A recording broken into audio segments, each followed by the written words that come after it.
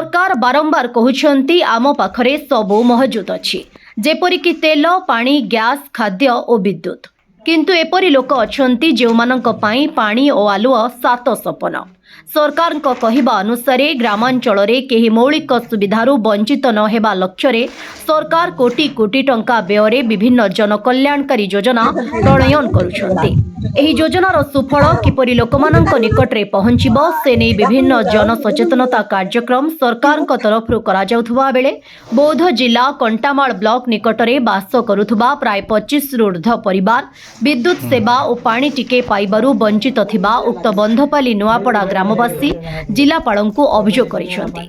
समस्तंकु विद्युत सेवा और पानी जोगाई देबा लक्ष्य सरकार विभिन्न योजना करी ताहार भित्तिभूमि प्रस्तुति निमंते राजकोषरु विपुल टंका जोगाई देउछंती। किंतु विभागीय अवहेला जोगु कंटामाल ब्लॉक नाक तले मात्र 100 रु 200 मीटर दूर थिबा बंधपाली नुआपड़ारे लाइन न थिबारु अंधारे रहिछंती 25 रु ऊर्ध्व परिवार। एही पड़ाकु विद्युत संजोग होई नाही, जहा फଳରେ अंधारे रहुछंती ग्रामवासी। डिबिरी आलु ही भरोसा। विद्युत जोगाण पाई प्रशासन ठारू आरंभ करी निर्वाचित प्रतिनिधि गुहारी कले मध्य मिलुछि केवल प्रतिश्रुति। विद्युत विभाग सहित जोगाजोग करथिले मध्य किछि सुफल मिलुनी। ग्राम रे विद्युत अभावरु संध्या समय रे पिलांक पाठ पढ़ारे व्याघात सृष्टि हेउछि। अन्यपटे वर्तमान वर्षा ऋतु आसुथुबारु अंधारुआ रातिरे पदाकु बाहरिले सरीसृप जनित भय रहिछि। अंधारर सुजोग नहीं चोर तस्करंक प्रादुर्भाव लागी रहुछि। अंधार रातिरे जीवा आसिबा बेले अनेक समय रे घर निकट खाल खमारे पड़ी दुर्घटनार शिकार हेउछंती।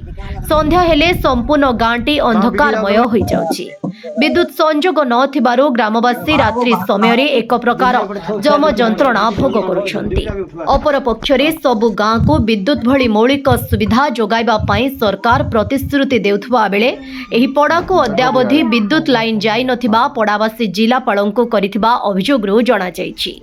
तेबे तुरंत जिला प्रशासन एथिप्रति दृष्टि देबाकू ग्रामवासी पक्षरु दाबी होउछि। बौद्ध जिला प्रतिनिधि वासुदेव सान को रिपोर्ट, विकल्प समाचार।